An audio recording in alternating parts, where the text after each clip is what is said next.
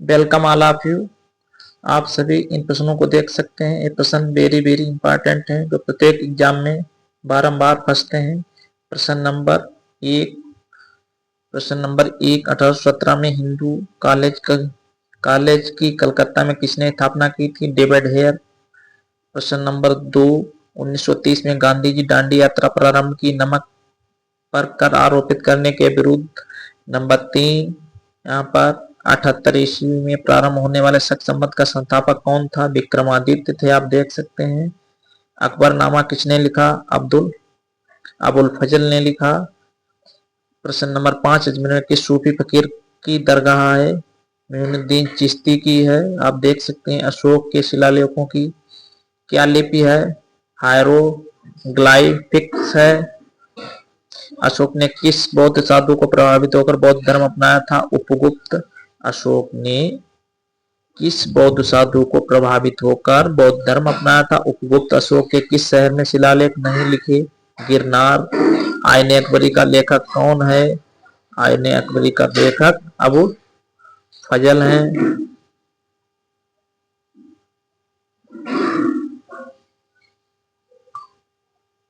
ऋग्वेद का नवा मंडल किस देवता पर समर्पित है? ऋग्वेद का नवा मंडल किस देवता पर समर्पित? सोम।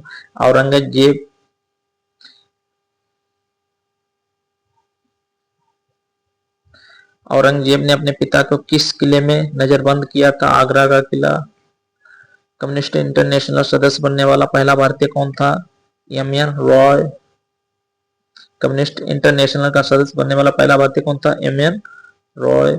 किस अधिनियम द्वारा ब्रिटिश संसद ईस्ट इंडिया कंपनी का भारत में व्यापारिक एक्ट चार्ट एक्ट 1813? कौन सा एक्ट था? व्यापारिक चार्ट एक्ट 1813। किस अधिनियम द्वारा ब्रिटिश संसद ईस्ट इंडिया कंपनी भारत में व्यापारिक अधिकार समाप्त कर दिया था? तो वो चार्ट एक्ट 1813।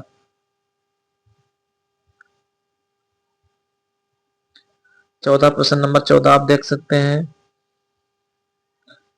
किस गवर्नर जनरल का नाम हड़प नीति के नाम से जुड़ा है? लॉर्ड डलहौजी हड़प नीति के नाम से जुड़ा है। किस वैदिक ग्रंथ में मंत्रों देवताओं का प्रार्थना का संग्रह है? ऋग्वेद। प्रश्न नंबर किस स्थान पर हड़प्पा सभ्यता संबंधित पक्की मिट्टी का हल मिला है? बनवाली। प्रश्न नंबर 17 गुप्त वंश के किस राजा को भारत का नेपोलियन कहा जाता है? समुद्रगुप्त को गुप्त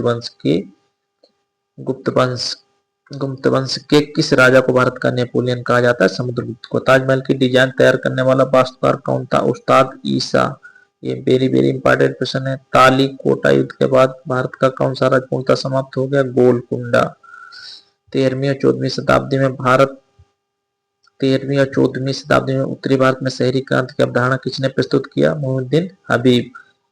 अगले प्रश्नों के लिए चैनल को सब्सक्राइब और शेयर लाइक अवश्य करें, कमेंट करें। अगले 20 क्वेश्चन आपको शाम को और यदि कल को मिलेंगे। Thanks all of you support my channel.